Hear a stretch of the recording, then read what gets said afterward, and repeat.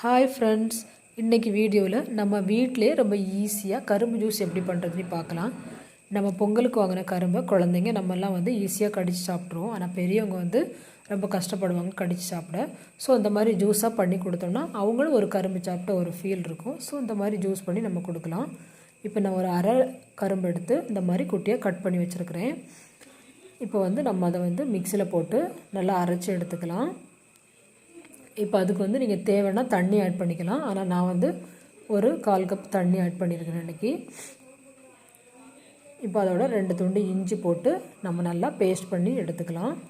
இந்த மாதிரி நல்லா வந்து பேஸ்ட் பண்ணி எடுத்துக்கலாம். இப்போது அதில் இருக்க சக்கையை வந்து நம்ம நல்லா புழிஞ்சு எடுத்துக்கலாம். இப்போ நம்ம அரைச்சி வச்சுருக்கிற எல்லாத்தையும் வந்து இந்த மாதிரி நல்லா புழிஞ்சு எடுத்துக்கோங்க. நம்ம இஞ்சி சேர்க்குறதா இருந்தால் சேர்க்கலாம், இல்லைனா நீங்கள் ஸ்கிப் பண்ணால் கூட ஸ்கிப் பண்ணிக்கலாம். ஆனால் இஞ்சி சேர்த்து சாப்பிட்டோம்னா நமக்கு வந்து சளி பிடிக்காமல் இருக்கும். ஸோ அதுக்காக தான் நம்ம இஞ்சி சேர்க்குறது. இந்த மாதிரி இப்போ வந்து ஒரு அரை லெமன் இட்டு நம்ம ஜூஸ் வந்து சூப்பராக ரெடி பண்ணிட்டோம். இந்த மாதிரி நீங்களும் வந்து பெரியவங்களுக்கு குழந்தைங்களுக்கெல்லாம் செஞ்சு கொடுங்க, அவங்களும் விரும்பி சாப்பிடுவாங்க. இந்த வீடியோ பிடிச்சிருந்தா லைக் பண்ணுங்கள், ஷேர் பண்ணுங்கள், கமெண்ட் பண்ணுங்கள், சப்ஸ்கிரைப் பண்ணுங்கள். தேங்க்யூ.